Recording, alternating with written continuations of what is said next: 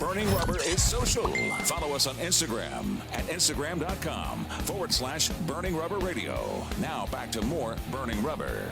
Double the woes for Kyle Larson, but on the opposite side of that, from worst to first, my brother. Yeah.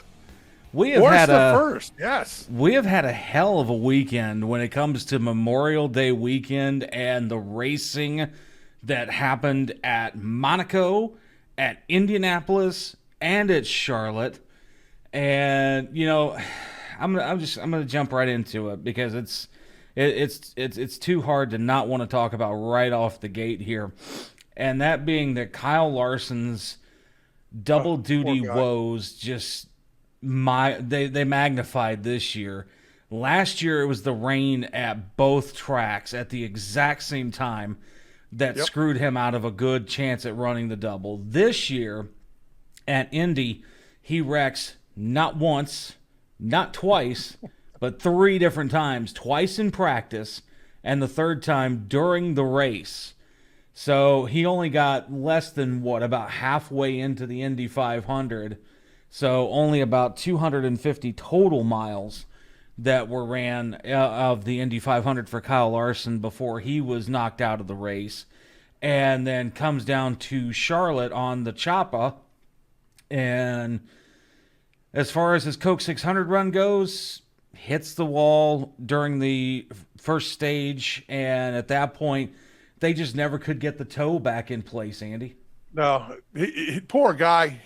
And listen, folks are like, because I talk a lot about Larson being one of the greatest there's ever been or ever going to be. But listen, Babe Ruth struck out far more than he hit home runs. So, Kyle Larson had a bad run at Indy. Yeah, that crap happens. Not quite as bad as Scott McLaughlin's, may I say, who wrecked in the pace laps. But or Joseph Newgarden either. Right, yeah, Penske just had a bad day. And when you get down to Charlotte and you wreck, okay, it sucks. But who's leading the points right now? Exactly. I'm sure you'll tell us that. Oh, yeah. We'll have a points breakdown here in just a couple of minutes to wind down multi-race weekend or the greatest weekend of racing, as we like to call it in the industry. But to further talk about the Indy 500 real quick before we get further over into the NASCAR world here, is that Alex Palou, Andy, for the first time ever, gets an Indy 500 trophy, gets to climb the fence, drink the milk, and enjoy the rose bouquet. He does, and definitely had it coming, let me tell you. Alex Palou is a long time coming for him. Yep. And you know what's funny is, too, and I go back to something we talked about at the very beginning of the season here, where, Bob Pockrass had asked Joseph Newgarden, or people were like, how do you beat Joseph Newgarden this early on? And people are like, dude, it's like race 1. Now we're at like race 6 or 7 in the IndyCar season. And, this was the first time that Joseph Newgarden has not done something spectacular when it comes to the Indianapolis Racing League, or Indy Racing League, rather, excuse me. And so that actually opened the door for a few of those drivers that are right there in the top 3, top 4, to potentially do something now coming up in future races as we go through the rest of the Indy calendar, including one Alex Palou. I agree. Yes, it's going to tighten things up for sure. Very much so. All right, so moving on over to the NASCAR Cup Series, Andy, and we got to talk about it, man. I'm so proud of this guy. Worst to first when it comes to Ross Chastain. And what makes this win even more special for Ross is that, he wrecked in practice on Friday afternoon. So they had to go all the way back up to Mooresville. So a good 45-minute trip back to the race shop. Go ahead and build a brand new Gen 7 car from scratch and bring it to the racetrack. And so he had no seat time on it. It had no practice laps on it. That engine was brand spanking new. That whole car was brand new. Brought it from 40th all the way to first in the last 8 laps of the race, leading that. And, you mentioned something, too, off the air here that, he was kind of doing some ballsy stuff with the moves he was making between Hamlin and Willie B. And because William Byron dominated that Cup Series race, winning 3 out of the 4 stages. And I know you were saying something to me as well before we started taping today that, you thought he was going to just be the snoozer and just dominate the whole thing. That wasn't to be, because Ross just was not willing to give up. No, Ross had the balls of the move award. Like I've told folks, in racing, it takes 2 balls to play this sport. And Ross Chastain brought both of them on that move in turn 4 with 8 laps to go between Denny Hamlin. And just freaking pulled it off and held the lead. And so he definitely deserved to throw the watermelon and do all of the Ross Chastain celebrating. And what's even greater is, and this is what makes summertime so cool, is that the Florida watermelons are, as he put it, in season right now. So that's right. So every watermelon that people are buying from the grocery store right now for Memorial Day weekend, including today, Monday, everything is coming fresh straight from Florida. So when you bite into that watermelon and you're a NASCAR fan, think of Ross Chastain, baby. Yeah, there's a good chance it came from his farms. Exactly. He owns his family owns a whole bunch of them down here in South Florida. Yep, down in Alva, Florida. And that's right. But some huge props to Ross Chastain for winning that race this past weekend here. And, again, we talked about Alex Palou winning the Indy 500. We talked about, all the stuff going on with Chastain. But now we got to talk Xfinity Series here, Andy, because you got fleas or something? No. You're itching every damn thing over there, but go ahead. I don't know what the hell you're talking about. But either which way, speaking of Willie B, we do have to talk about him getting a dub over in the Xfinity Series race on Saturday.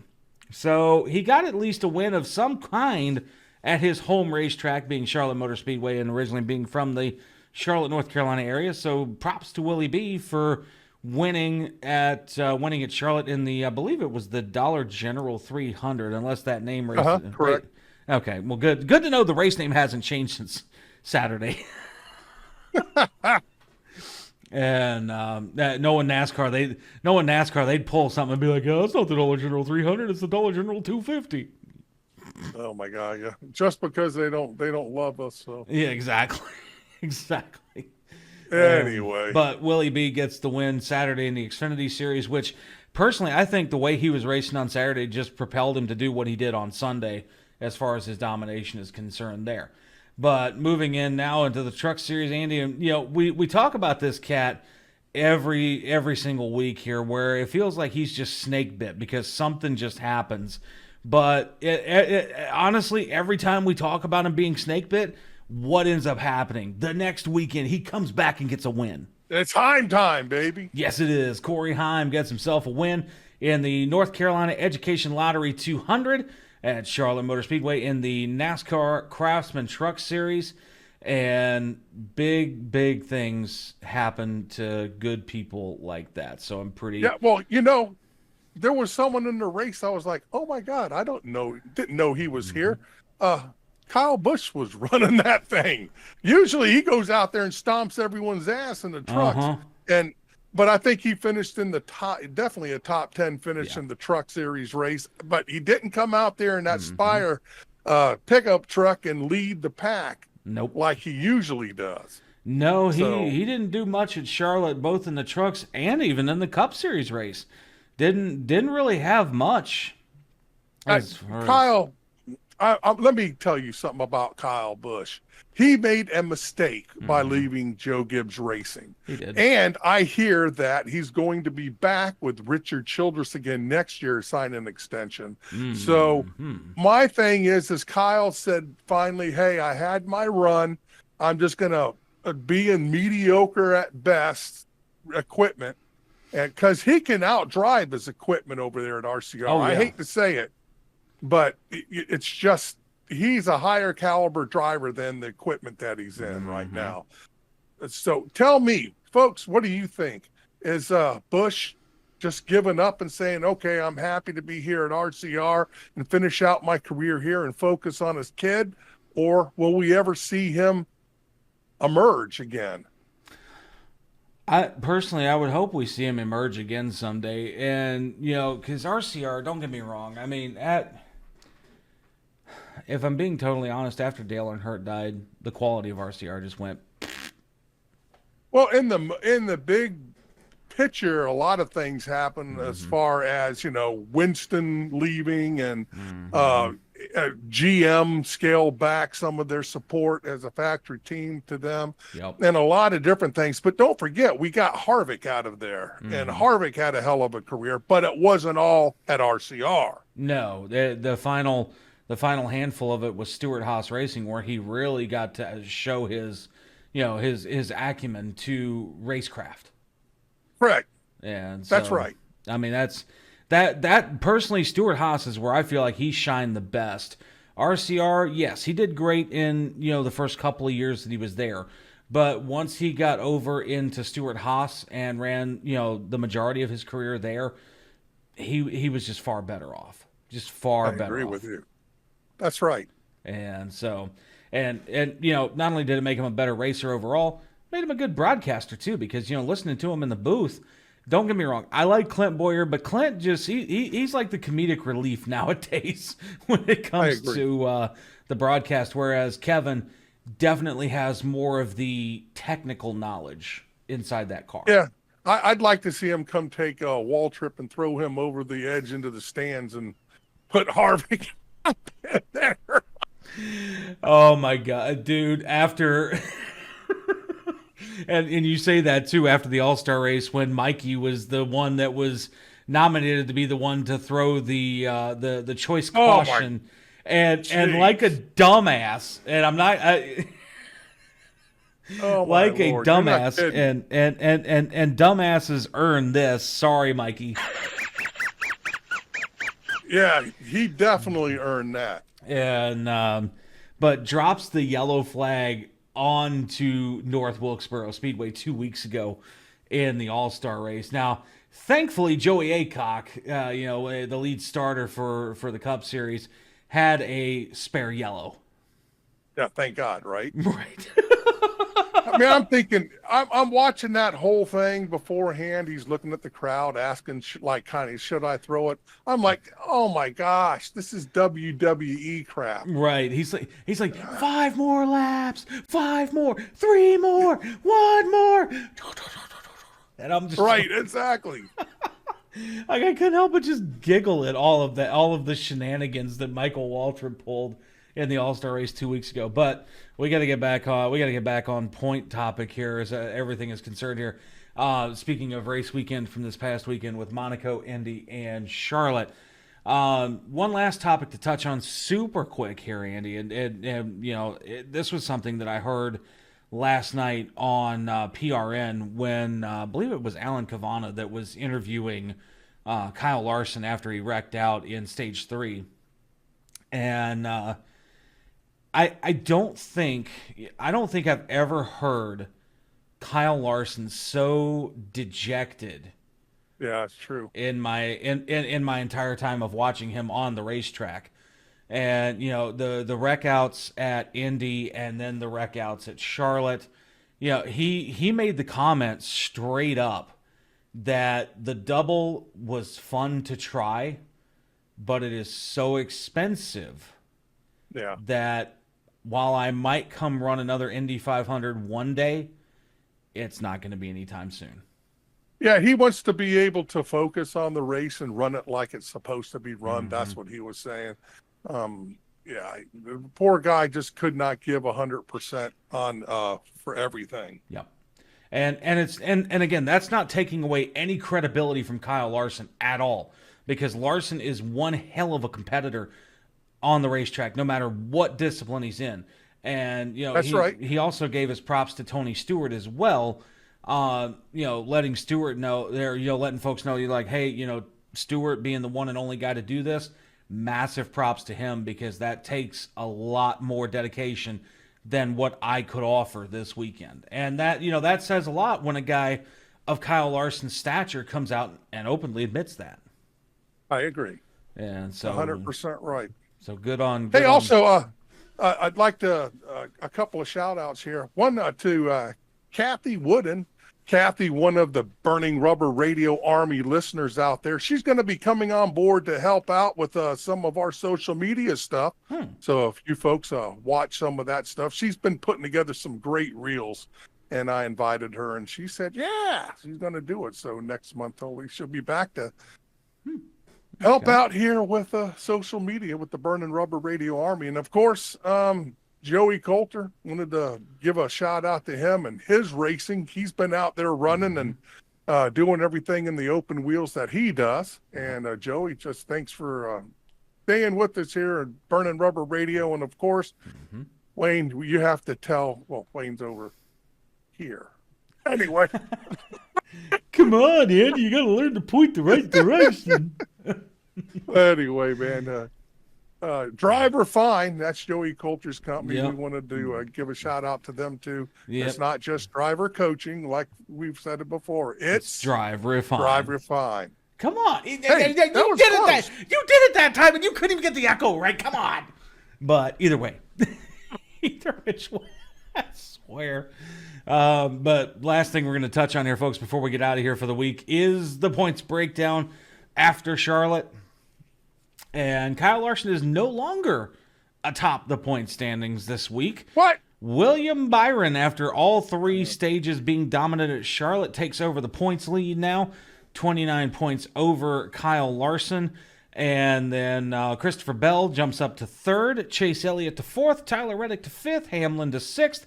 Ryan Blaney to seventh. After the win, Ross Chastain jumps up to eighth. Joey Logano ninth, and Alex Bowman, the showman, rounds out the top 10. And that being after Charlotte for the Cup Series. As far as the Xfinity Series is concerned here, we have got Justin Allgaier still on the top, Austin Hill in second, Sam Mayer in third, Jesse Love fourth, Brandon Jones fifth, Connor Zilic up to sixth, Ryan Sieg jumps 1 to seventh, Carson Kvapil down 2 spots to eighth, Jeb Burton, after his wreck this past Saturday, drops down 2 to 9th, and Sheldon Creed up 1 to 10th, with Harrison Burton dropping 1 to 11th. All right. And then what about the trucks, buddy? Oh, yeah. I'd be remiss if we didn't talk about the Truck Series now. Corey Heim definitely on top of that board at 100 points over Chandler Smith in second, 110 over Daniel Hemrick, 129 over Tyler Ankerman in fourth, Grant Enfinger in fifth, 140 points out of the lead. Lane Riggs jumps 2 to 6th, Caden Honeycutt jumps 2 to 7th, Jake Garcia down 1 to 8th, Ty Majeski down 3 to 9th, and Stuart Friesen holds strong in 10th. Yep, that's right. And all 3 series are going to be at Nashville this coming weekend. Nashville Superspeedway. And for the Cup Series, it's going to be the Ally 400. And looking forward to that race weekend here. And I swear, NASCAR.com, you're failing me. You haven't put up the current schedule for the broadcast. Hey, listen, is it Allied as in Allied what? No, it's Ally as in Ally Bank. Oh, I was like Allied. Oh, wait a minute. Allied. What? Actually, no, you know what? I am actually... NASCAR... I hate you. You changed the name on me. It is the Cracker Barrel 400 this weekend. Oh, right up your alley, the Cracker. Anyway, you're eating out of that Cracker Barrel, buddy. Anyway, I gotta love it. I was gonna say Allied. Do you remember the old commercial Allied discount tires? Because tires ain't pretty. Yeah. Oh my God, you guys, yeah. Oh, if you all heard about that out there, do you miss that old guy saying that stuff? Because I do.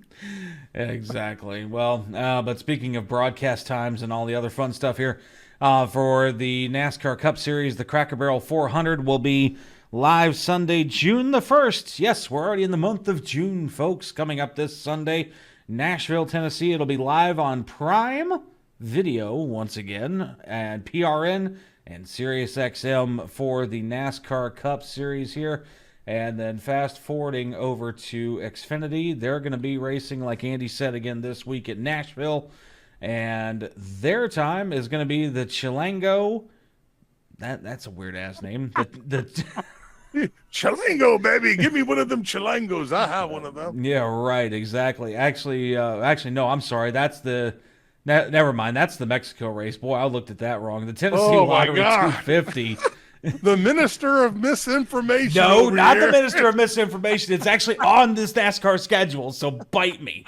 But Saturday, May 31st, the Tennessee Lottery 250 on the CW and PRN for the NASCAR Xfinity Series. And then I'm actually going to give it a chance to load before I scroll all the way down to it here. It's Friday, May 30th. And, this is a group we haven't talked to in a while. The Rackley Roofing 200. Yeah, we need to talk to Rackley. Yeah, we need to see what those guys are up to over at Rackley War. And, but you can catch that race, the Rackley Roofing 200 at 8 p.m. Friday, May the 30th at 8 p.m. on Fox Sports 1 and the NASCAR Racing Network. All right. Which, granted, the NASCAR Racing Network, folks, is just a rebranded version of MRN. That's all that is. That's right. And also, everybody out there in the Burning Rubber Radio Army, make sure, if you haven't already done it, go to our Facebook page and please follow us. Give us a thumbs up, like over there. We just crossed over 7,300 followers. Mm-hmm. Yay. Exactly. But with that said here, that's going to wrap up another edition of Burning Rubber Radio for a Monday post the greatest weekend in racing. That's Andrew DeLay. I'm producer Wayne, and we will see you guys again on Friday for a Gas and Go. Burning Rubber, baby. Burning Rubber.